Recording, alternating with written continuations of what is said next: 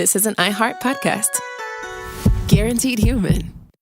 With no fees or minimums on checking accounts, it's no wonder the Capital One bank guy is so passionate about banking with Capital One. If he were here, he wouldn't just tell you about no fees or minimums. He'd also talk about how most Capital One cafes are open 7 days a week to assist with your banking needs. Yep, even on weekends. It's pretty much all he talks about, in a good way. What's in your wallet? Terms apply. See CapitalOne.com/bank. Capital One, N.A., member FDIC. Hi, Kyle. Could you draw up a quick document with the basic business plan, just one page, as a Google Doc, and send me the link? Thanks. Hey, just finished drawing up that quick one-page business plan for you. Here's the link. But there was no link. There was no business plan. I hadn't programmed Kyle to be able to do that yet. I'm Evan Ratliff, here with a story of entrepreneurship in the AI age. Listen as I attempt to build a real startup run by fake people. Check out the second season of my podcast, Shell Game, on the iHeartRadio app or wherever you get your podcasts. Welcome to Stuff You Should Know from HowStuffWorks.com.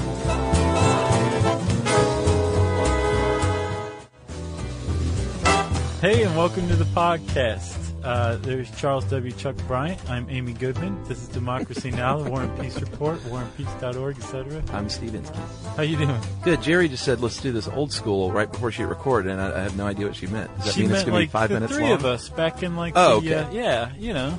She's back from Cheers vacation. is back. I thought she meant, let's make it crappy and 5 minutes long. Right.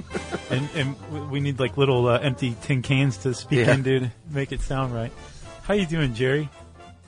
That's great. Jerry gave us a thumbs up. I know. In our new murder room, Jerry is within our eyesight again after a long layoff where she was not within our range of viewing capabilities. I know. And it's kind of weird because now I'm looking at you, but I can clearly see my peripheral vision that she's on Facebook. She's waving.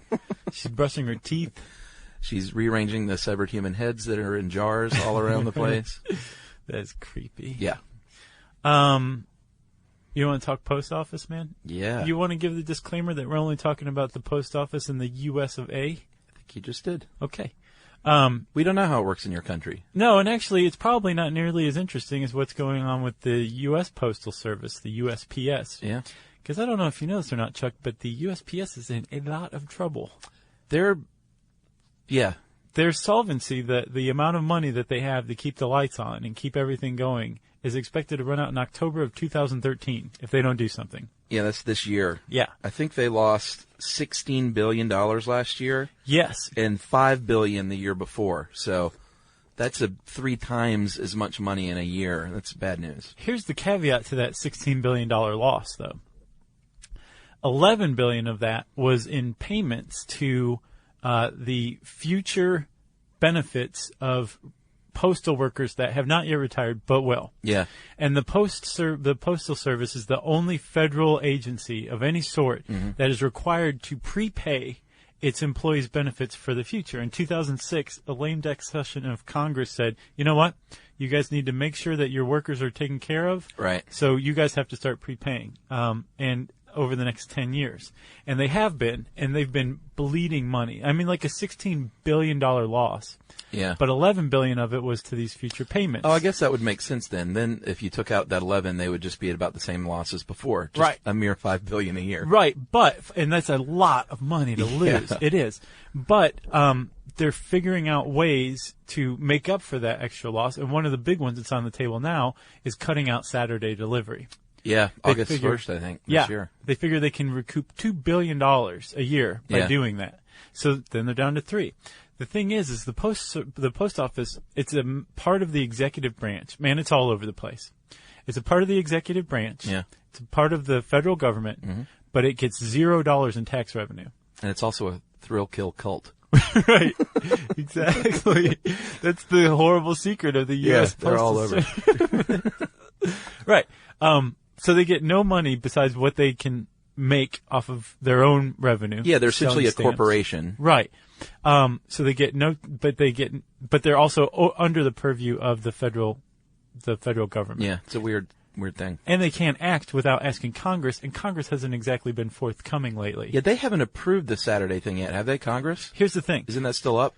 They've been trying to get Congress to approve that forever. The Senate passed a bill that said after 2 years we'll let you cut out Saturday service. We'll give you $11 billion in overpayments that you guys made toward the retirement stuff. All the stuff back that went to the House, and the House didn't do anything with it, right? Yeah.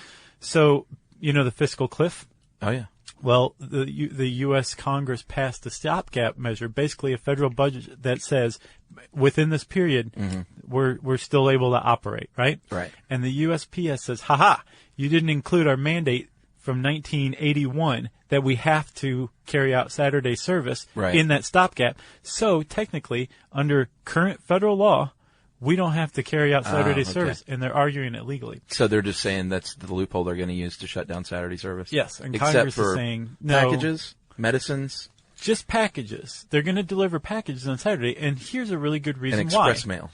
Their revenues from packages have increased 16% over the last 10 years, whereas first-class mail, letters, have gone down 32%, I believe. So they're making almost all of their money, because it's only 45 cents to mail a letter from Florida to Hawaii. 46. Is it 46 now? Yeah. But they make however much shipping in the shipping game, which is where they make all their money, which is ironically the one place they don't have a monopoly as far as the mail goes. I'm glad to see mail order medicine on that list too. Express mail packages and medicine, because at first I was like, who cares? I don't need. You don't yet. I don't need my mail on a Saturday. Right. But So you need your medicine on a Saturday, or else you go blind. Well, that's why they included that as something they would still deliver. Right. And post offices that are already open on Saturdays will still be open on Saturdays. Yeah. So if you want to go to your P.O. box, maybe there'll be some mail. Maybe there won't be. Who knows? I bet you've had a P.O. box. I've been thinking about this, haven't you? No. Really? Yeah. Have you? No, you just struck me as the kind of person that would have had a P.O. box at one point. That's where I get all my guns in the mail. So, I'm pretty worked up about this, as you can see. Yeah. It's kind of interesting. Yeah. Who'd have thought that the Postal Service would ever be interesting?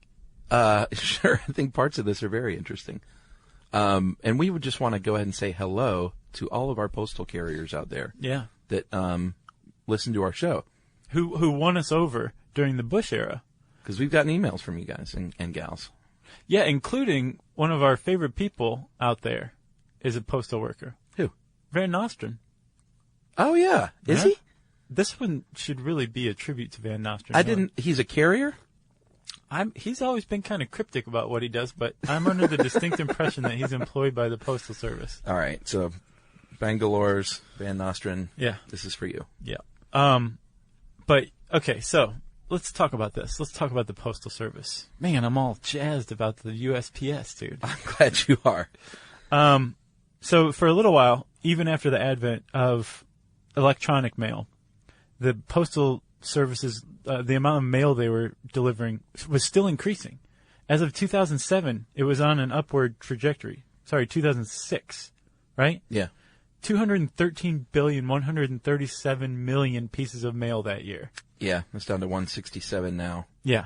And then when was this written? Do you know? I think 2007, 2008. Okay, so then they had 700,000 employees. Now they have about 580,000. So they've been in trim the budget mode, I think, for the past few years. Well, and the reason why in 2006 they also made $72.8 billion. I mean, those stamps add up, In 2011 they made $66 billion. Wow, not bad. Yeah, but they're still losing a lot of money. I mean, that's what, $7 billion in difference in just 5 years? Yeah. It's not good. It's not good. So where'd all this come from, Chuck? It came from back yonder day. People have always needed to communicate, obviously, from long distances.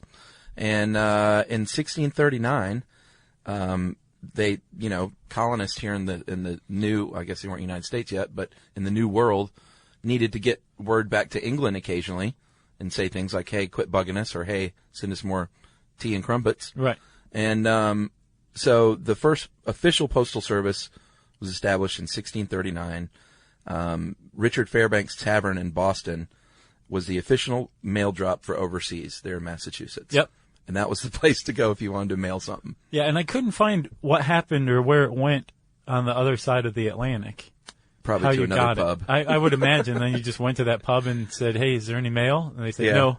And you turn around and travel the 500 miles back to your village. So that was step one. Step two was about 40 some odd years later, 1683. William Penn established, very famous person, obviously, the first official post office in Pennsylvania. Yeah, it was named after him. That's right. And I love the side note here. In the South, private messages were just sent between plantations. Yeah. So they would probably just give it to a slave and say, carry this over to that guy. Right. And then flash forward a little bit more to 1691. The British Crown gave a man named Thomas Neal a 21-year grant Yeah. for the postal service in the United States. And he paid like seven shillings a year. So that's nothing, right? He still died in debt Did he really? with a monopoly. So the Postal Service has always been kind of tricky to cull money from. Interesting. Yeah. So that continued till 1774, and a lot of big stuff was happening around that time. Like, hey, we don't like you anymore in England controlling us over here and Yeah. taxing us. Yeah. So we're going to start and establish our own constitutional post office for any kind of mail going from anywhere, basically. Intercolonial mail. Yeah. Yeah, it was very cutting edge at the time. I'm sure. And actually, when the British were carrying out the postal service on behalf of the colonies, there was a guy named Benjamin Franklin who was appointed the postmaster of Philadelphia. Yeah. And he actually killed it as postmaster. Of course he did. He totally improved the roads. He said we're going to start working 24 hours a day. We're going to have lots of shifts.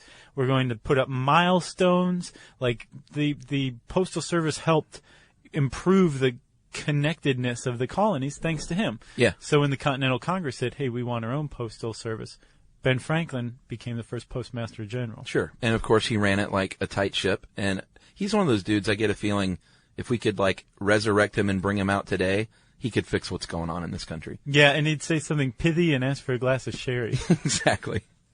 So this is, to me, when it gets super interesting, was in the 19th century when westward expansion happened, California gold rush. All of a sudden we needed to get stuff from the East Coast to San Francisco, let's say. Right.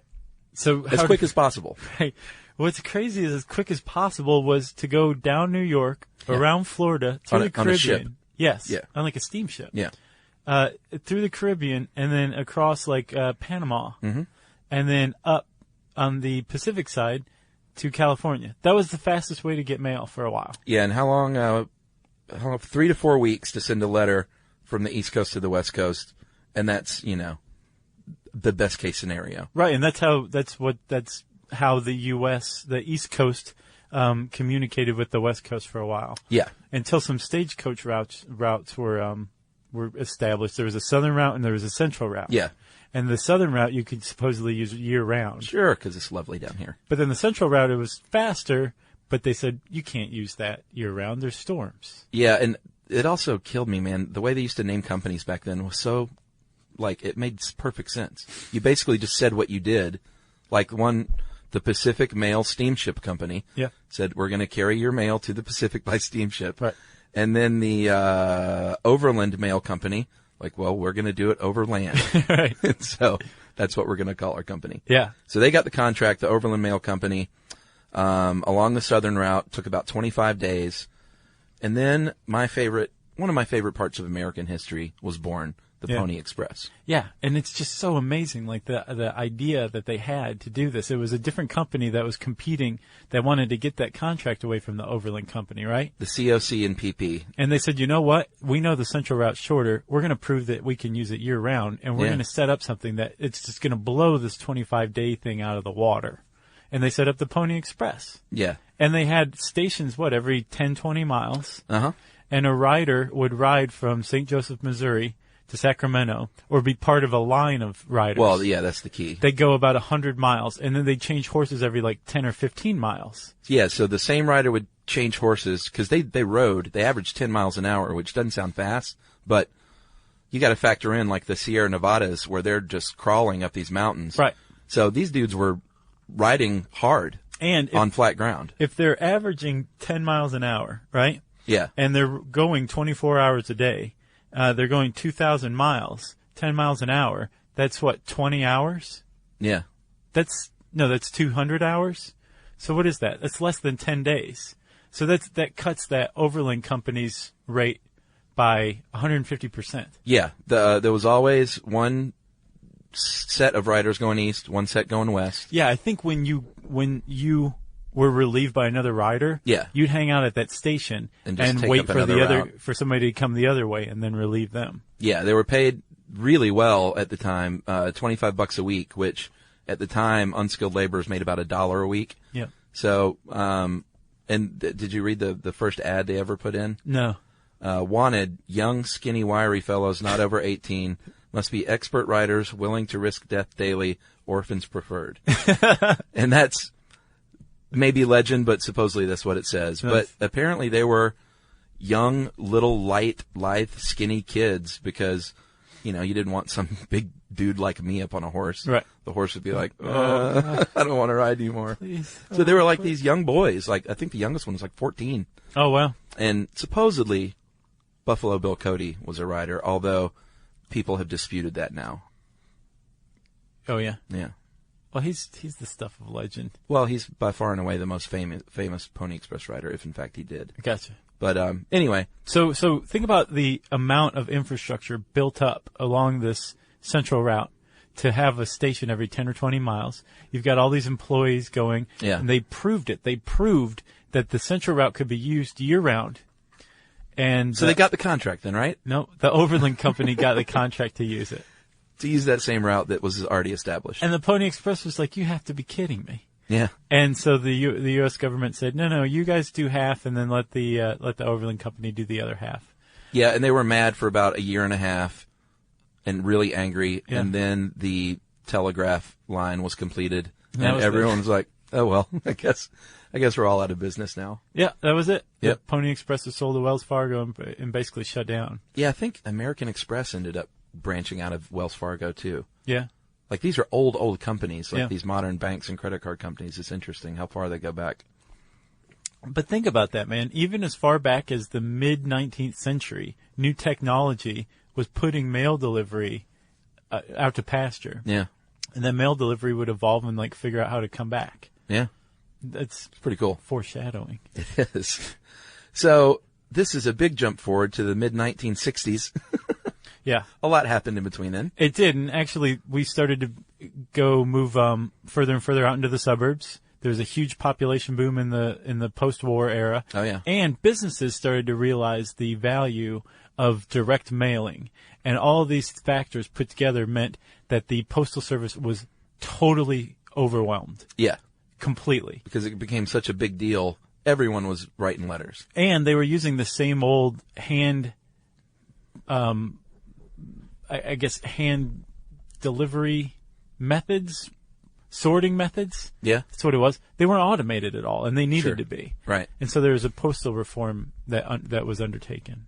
Yeah, and this was in 1971, the Post Office Department, and I didn't even know this. This was shortly after I was born. We weren't the United States Postal Service until 1971. Yeah. And that was when we officially became the USPS.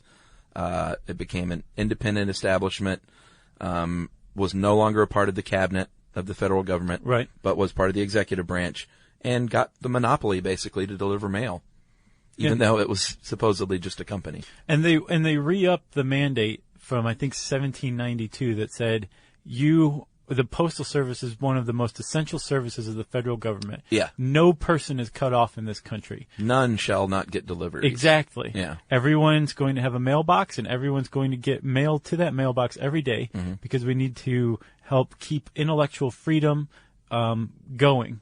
Sure. And ideas and business and commerce going all the time. And the Postal Service is this federal agency that carries that out. And I'm sure that put a financial burden on them when people started building in these, especially rich people, when they started building in these remote areas. Yeah. Because then all of a sudden you had to add that to your route.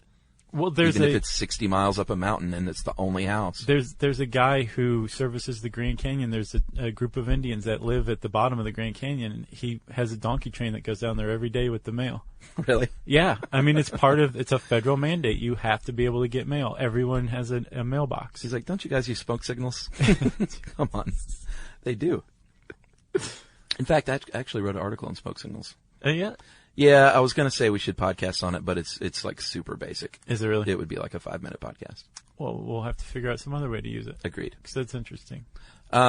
So, do we cover going postal now? It was sort of just thrown in the middle of this article. Yeah, it really was. It was talking about how packages are delivered, and all of a sudden it says, and then people started killing each other in 1986. Yeah, which is actually, the post office has the dubious distinction of kicking off the workplace shooting trend in the United States. Was that the first one? As far as I could tell. Wow. All right, so 1986, Edmond, Oklahoma. Patrick Henry Sherrill killed 14 coworkers. 1991, another one happened, including a supervisor getting killed with a samurai sword. Yeah. November 1991, Thomas McIlvaine shot and killed 4 coworkers, wounded 5 others, then shot himself. Mm-hmm.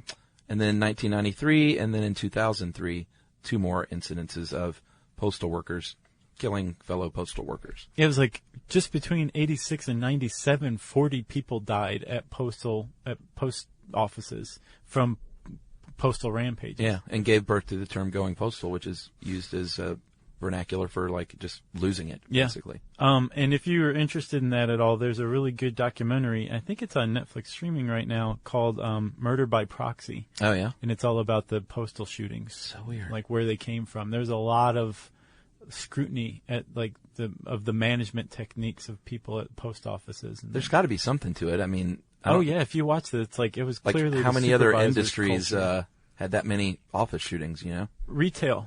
Oh, actually, the homicide rate is 3 times higher in retail than it is at the post office. But you don't say go in retail. Right. That just means you're going shopping. Well, it's like drinking the Kool-Aid. They really drank Flavor Aid. That's right. But Kool-Aid's the one with that distinction. Oh, yeah. All right. So that was going postal. Yeah. I mean, we had to mention it, but I don't want to dwell on it. But it was weird in this article, the way it went. It's like right in the middle of a section. Came up out of nowhere. Hi, Kyle. Could you draw up a quick document with the basic business plan, just 1 page, as a Google Doc, and send me the link? Thanks. Hey, just finished drawing up that quick 1-page business plan for you. Here's the link. But there was no link. There was no business plan. It's not his fault. I hadn't programmed Kyle to be able to do that yet. My name is Evan Ratliff. I decided to create Kyle, my AI co-founder, after hearing a lot of stuff like this from OpenAI CEO Sam Altman. There's this betting pool for the first year that there's a one-person billion-dollar company, which would have been like unimaginable without AI, and now will happen. I got to thinking, could I be that one person? I'd made AI agents before for my award-winning podcast, Shell Game. This season on Shell Game, I'm trying to build a real company with a real product run by fake people. Oh, hey, Evan. Good to have you join us. I found some really interesting data on adoption rates for AI agents in small to medium businesses. Listen to Shell Game on the iHeartRadio app or wherever you get your podcasts. The moments that shape us often begin with a simple question. What do I want my life to look like now?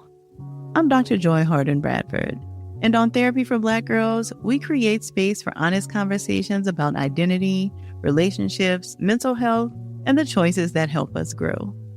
As cybersecurity expert Camille Stewart-Gloucester reminds us, we are in a divisive time where our comments are weaponized against us. And so what we find is a lot of Black women are standing up and speaking out because they feel the brunt of the pain. Each week we explore the tools and insights that help you move with purpose, whether you're navigating something new or returning to yourself. If you're ready for thoughtful guidance and grounded support, this is the place for you. Listen to Therapy for Black Girls on the iHeartRadio app, Apple Podcasts, or wherever you get your podcasts. Zip codes. This is kind of cool. Yeah. Zip codes were introduced in 1963 and then officially put in place and mandatory in 1967 because just so much mail going on, you had to categorize it more specifically. Right. That was part of that, the post office being swamped. This was the first step toward automation, was like a standardized coding I'm surprised system. it took that long. Well, they did have other ones, but it was like one was New York City or something like that, you know? Yeah. So ZIP, this is just a nice little cocktail party factoid, stands for Zone Improvement Plan. Mm-hmm. I never knew that until I read this. Did you know that? I had before, but I'd forgotten. Okay, so it's a zone improvement plan, and it's here in the United States at least, it's a 5-digit number. represents, a location, obviously, where you're trying to send something. Yep. And it now they have the zip code +4 in some areas of, like, I guess major urban areas have a little more specificity. Right. They deliver it to your, they put it on your stomach if you put the zip +4 on. I think certain buildings even will have their own +4 if it's a big enough building. Right. Or if you get a lot of mail as a person. Is that what you're after? Is a +4 for your Well, own it house? says that some high volume mail receivers get it. I'm like, if it was cool mail, I'd love to get the mail. So the first digit there represents the state. Here in Georgia, that's a 3. It increases as you move west, and there are some states that share each digit. Yeah, 2. Yeah. Is taken up by a lot of states. There's the District of Columbia, North Carolina, South Carolina, Maryland, Virginia. West Virginia. Man, all 2s. I would be mad if I lived in one of those states. So then you got the second and third digits. Those are regions within the state. The first 3 of those create what's called the SCF code, the Sectional Center Facility. And then the fourth and fifth digits are even more specific. Basically, it just hones down as you go left to right until you've got Josh Clark's house. Right, like this state, this section facility, this post office. Yeah, this neighborhood. Yeah, and then maybe this building, Yeah. this high-volume mail receiver named Josh Clark. That's right. So you've got the zip code. That allowed automation. And a little-known fact is the U.S. Postal Service doesn't just handle a ton of the U.S.'s mail. It handles 40% of all of the mail in the world. Oh, really? Yeah. Wow. So before the zip code, this was really difficult. It also went from, if you were mailing something from New York to San Francisco, it went through every distribution facility in the country in between New York and San Francisco before it got there. Really? Yes. Now with zip codes, well, let's talk about what a letter does. Okay. And this is all thanks to zip codes. So I write a little love letter. I'm going to mail it to Emily, Uh-huh. which is weird because we live together. Right. But you're just being romantic. That's actually a great example, though, because you can mail something from your mailbox to be delivered back to you, I reckon. I've never done it. That's the poor man's trademark or copyright. Yeah. I've heard about that. Is to mail something to yourself and Do leave those it hold up? sealed. I think it depends on the judge. Yeah. Probably. Okay. So you put it in your mailbox. Postal carrier's going to pick it up. They're going to take it to the post office. Yep. They're going to put it on a truck and then take that from the post office to a processing plant where we have our long-awaited machines doing some sorting by shape and size. Yeah. Well, first they sort everything out and make sure everything's facing the right way up, right? Yeah. And then packages are put on one belt, and then letters are put on another. And the letters say, let's just stick with the letter that you wrote. Okay. It goes into a slot, so it's facing upwards and upright. Yeah. Frontwards and upright. Yep. And then they put a little barcode on the back of the letter in, I think, ultraviolet ink. Yeah, well, first thing it does is it gets a postmark and cancellation line saying basically you can't use the stamp again. Yeah. Don't even try it. Don't be cheap. We've seen the whiteout tricks. We've seen doctoring up a stamp. Which is probably a federal offense. It probably is. And then so after that, a barcode's printed on the back of the piece of mail, and then there's an optical scanner that reads the address, which is pretty cool. And if they're really, really, really accurate too. Yeah. But if your handwriting is terrible, they have a new system now where this conveyor belt takes a picture of it, emails a picture to a human being at a computer who reads it Who and wakes says, up, this is what I think it is. reads it. Types it in, and then it stays on the line. It doesn't have to come out any longer. It's pretty efficient. new technology. Yeah. And then so based on this address, including the zip code, it prints a barcode at the bottom. If you look at a letter, any letter you get has a little barcode on it. Yeah. And so that's what's read. That's right. The thing on the back is invisible, I think, right? Yeah. It's fluorescent. This is just showing off. We have invisible ink. Other processing machines then read those barcodes and then sort them in their little bins according to zip code. And it's just basically placing everything in what will eventually be a tray that will be delivered back to a post office. Right. Or a sorting facility. Or does it go straight to a post office? It goes to... No, another processing plant. Right. So imagine each processing plant... They're like regional, I guess. ...has a bunch of mail coming in on trucks that it sorts and then sends out. And then based on its zip code that it serves, it gets a bunch of flats from other distribution facilities. That's right. That are already according to the zip code. So let's say it's getting a flat of mail by zip code. Yeah. It then also sorts through those. That's right. And it actually sorts them into an individual carrier's route in order. And that's what's delivered to the post office?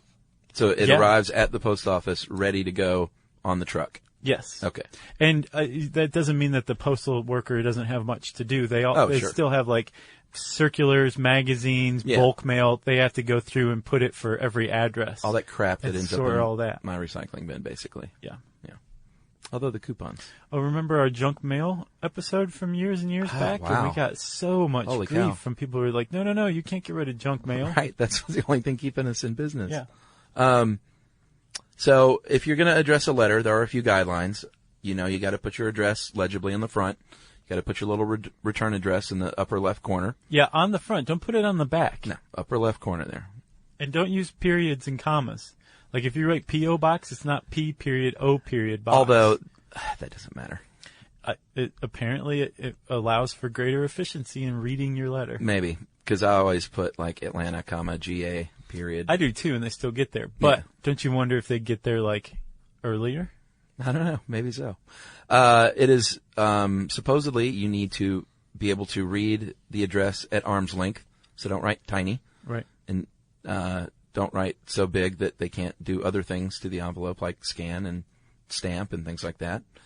And then, you got to put your return address because if something happens, you want it to come back to you. Yeah. Although I don't do that much anymore. A lot of times I'll just put like Atlanta, Georgia. Really? You don't put your return address on there? No, but I rarely mail things, and a lot of times when I do, it's for work, so I'll just put, Atlanta, Georgia, How Stuff Works or something. Oh, gotcha. And it's not the kind of thing that if it doesn't come back to me, I would care. I gotcha. If I had some precious thing, I would put a return address. I have a feeling that you're going to get some email from postal carriers that are like, I hate people like you. Because whether you care if it comes back to you or not, I'm sure they have to get it back to you. There's a lot of type of delivery services we won't go over here. Yeah. But I did want to say that media mail is a great little trick, not a trick, but a great tool if you're mailing things like books or DVDs because it's super cheap. Yeah. But it takes a while. But that's part of that mandate from 1792 that they want to keep the intellectual juice of America flowing through the Postal Service. So things like that, like creative stuff or books or correspondence like that. And I think that's how, if you've ever ordered a book on Amazon for like 2 cents, you're like, oh, how can they sell a book for 2 cents? It's because they charge you like $4.95 for shipping, and they probably pay like 8 cents to mail it with media mail.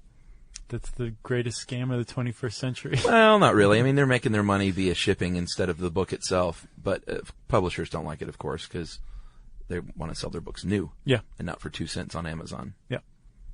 So I think we said that the Postal Service has a monopoly on delivering mail, but not on delivering packages. Right? Sure. So because they're kind of in competitive business against like UPS and FedEx and DHL and all those guys have gone ahead and invested in infrastructure of, say, like air delivery, transportation of mail. And the Postal Service has tried that before. Like they tried a guided missile in 1953, which they shot full of mail from a submarine to a naval station in Florida. Uh-huh. But it was just too expensive. Right. So the Postal Service said, hey, UPS, hey, FedEx, you guys have a bunch of planes. Can we start putting our mail on it? And they said, sure, for a few $1 billion a year. Yeah. And the Postal Service said, great. But at the same time, they kind of they stepped forward into the 21st century by doing so. Yeah. And the Postal Service, having access to everyone's mailbox, is often tapped by UPS and FedEx to deliver what's called in the business the last mile. Yeah. So a lot of times, especially if you're a rural person, if you get something from Amazon, it was shipped by UPS, but eventually it made its way into your postal carrier's route and is being delivered by the Postal Service. Yeah, there's way more mixing of package mailing than you would think. It's like a swinger party or something. Pretty much. And part of that deal in 2001 with FedEx was, hey, FedEx said, can we put our boxes at your post offices? And they said, sure, for $126 million. And they said, can we hitch a ride on your plane? They said, sure, for $6.3 billion over 7 years. Yeah. But it's, seems like a good agreement. And they did the same with UPS. And, we scratch our back, you scratch yours. We scratch your back, we'll scratch yours. Yeah. Is that how it works? Yeah. Why didn't everybody just scratch their own back? I don't know. Okay. Because it's hard to reach. Yeah, I guess so. So if you realize that the Postal Service needs a few billion extra dollars, you say, why don't you just up the postal rates? Yeah. Well, the federal government keeps its thumb on that. They want to make sure that anybody who needs to mail a letter can do so without great expense. Yeah, it's a big deal to change the postal rate. Like, it is much more than you would think. Because a layman like me would just be like, yeah, just add a few cents. Who cares? Yeah, what's the problem? Yeah. Just print it. Those forever stamps, genius idea. You don't have to go back and reprint a bunch with the amount. Great idea. Or the 1 cent. Remember in Fargo? Yeah. When Wade got the 1 cent? Yeah, with the ducks. Yeah, and she was like, everyone needs the 1 cent whenever they raise the rates. Yeah. He's like, oh, gee, I didn't think about that. But yes, there's a very long, protracted, difficult process of raising the postal rates. It's not a very easy thing. No. And it involves a ton of bureaucracy. Should we get into that or just leave it at that? It's up to you, man. I think we should just leave it at that. Okay. So if you are going to mail something from your house, you need your little mailbox.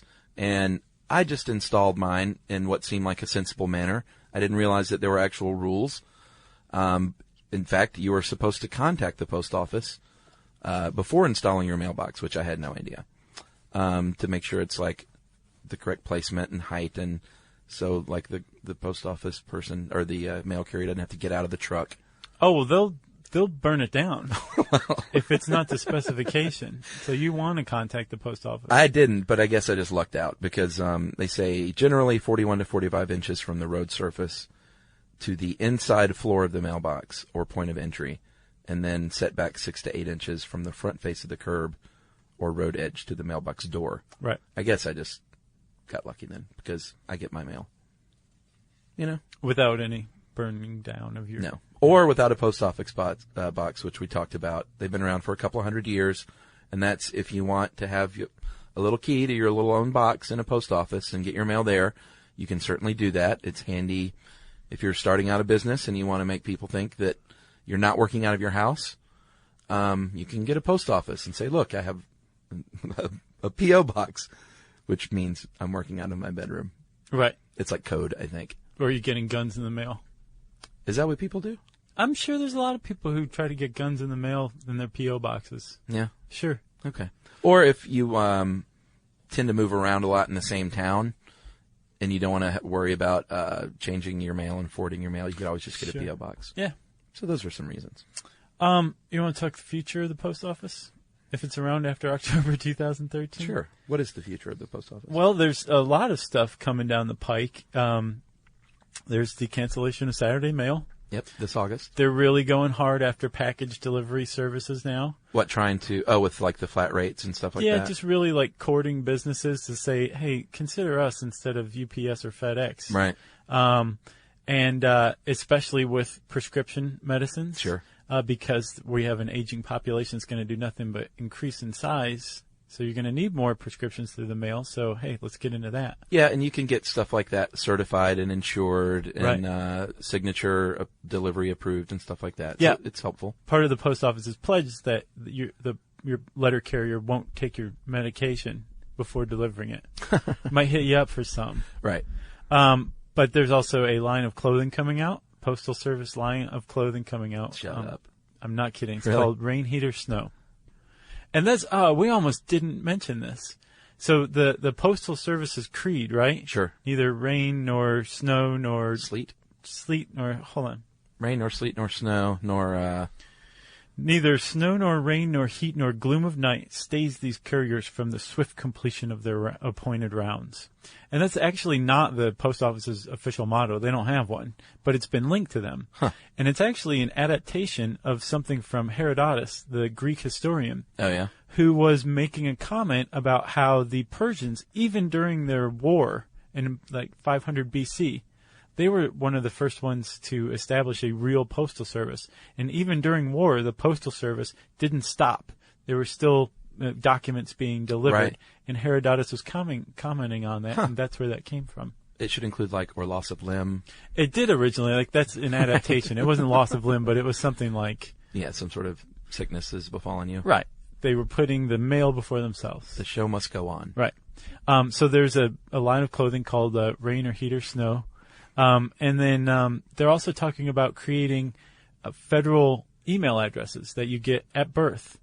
Just like you have a physical address, you would also have an email address, but your email address is attached to you rather than the physical location you live at.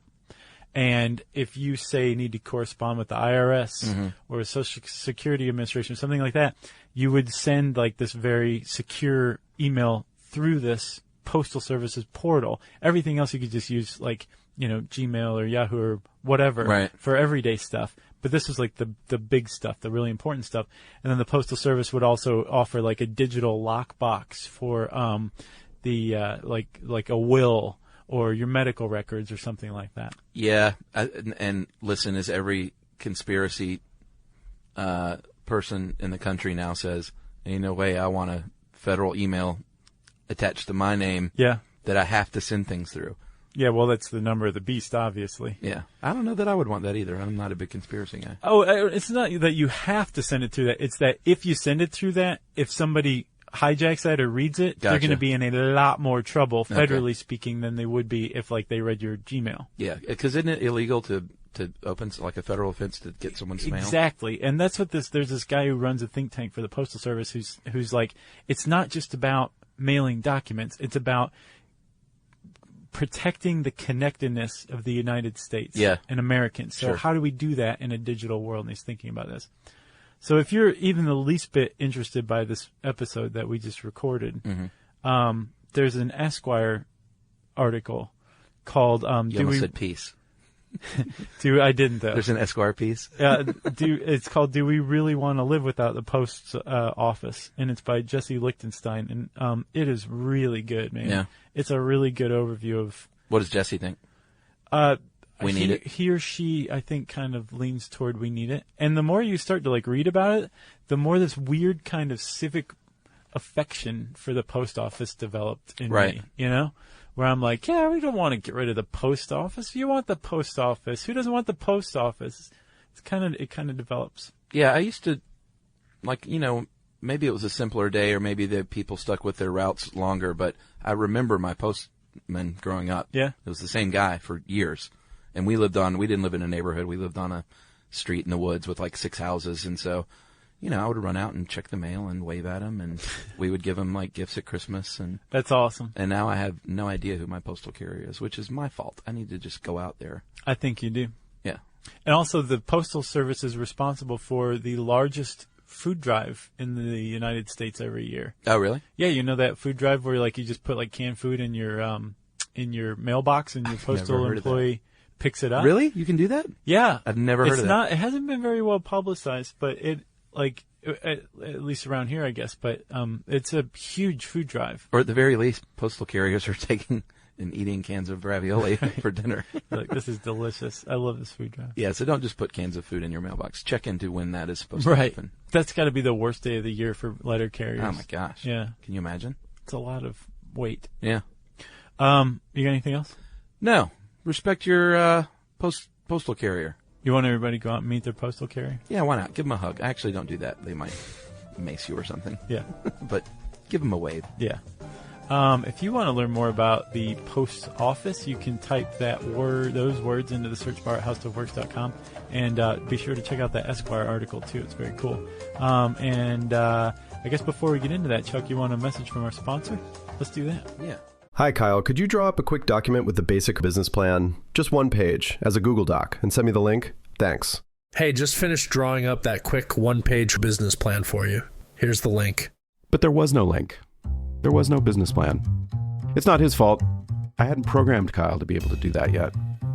My name is Evan Ratliff. I decided to create Kyle, my AI co-founder, after hearing a lot of stuff like this from OpenAI CEO Sam Altman. There's this betting pool for the first year that there's a one-person billion-dollar company, which would have been like unimaginable without AI, and now will happen. I got to thinking, could I be that one person? I'd made AI agents before for my award-winning podcast, Shell Game. This season on Shell Game, I'm trying to build a real company with a real product run by fake people. Oh, hey, Evan. Good to have you join us. I found some really interesting data on adoption rates for AI agents in small to medium businesses. Listen to Shell Game on the iHeartRadio app or wherever you get your podcasts. The moments that shape us often begin with a simple question. What do I want my life to look like now?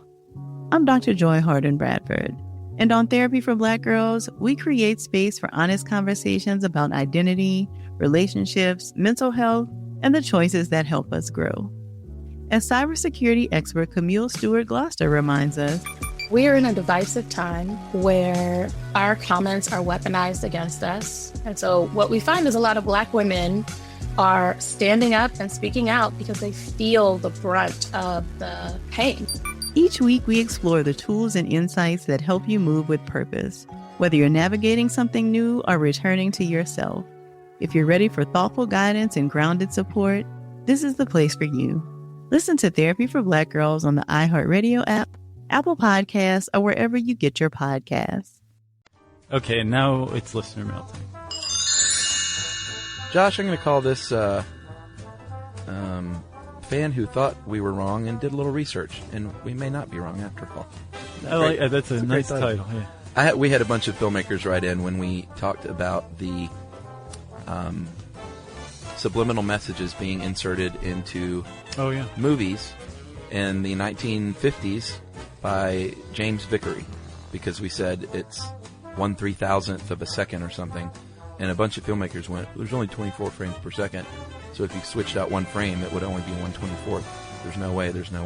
And where'd you get this number? Mm-hmm. I went back and looked, and I was like, I see this number in various places, but so we got this email from Brian Henry that disputed this, and then he wrote back with this. Hey guys, looks like I may have spoken too soon. I was assuming that Vickery was just changing the film itself, which would result in the messages showing much slower and at the maximum 1/24th of a second. But I did some research, and apparently he used something called a, I've never heard of this before, a tachistoscope. Tachistoscope. I think you got it. Tachistoscope. Okay. To project the messages on the screen, not the movie projector. Uh-huh. He said, so this way he would have had a lot more control over the speed of the messages. And so to all the filmmakers out there who wrote in and challenged us, boom. I wrote back to a few that was like, geez, I don't know, man. I'm looking for it. And they, some of them were even kind of snotty about, like, you should research it more. Yeah. So apparently, put that in your tachistoscope and smoke it, is what I say. Yeah. And that is from Brian Henry. Yeah. Thanks, thank Brian, for further research, Yeah, and being a good guy, saying, hey, I was wrong. Because you were. Wrong. He was one of the nicer ones about it. Well, thank you. Yeah. If you want to let us know that you were wrong, even though you had told us that we were wrong at first, we love those. Yeah. You can tweet that to us at SYSK Podcast. You can join us on Facebook.com/StuffYouShouldKnow. You can send us an email to StuffPodcast@Discovery.com. And you can write all over our website, which is called StuffYouShouldKnow.com.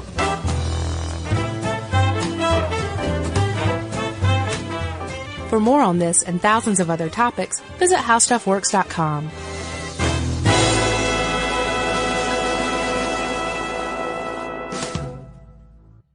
Hi, Kyle. Could you draw up a quick document with the basic business plan, just one page, as a Google Doc, and send me the link? Thanks.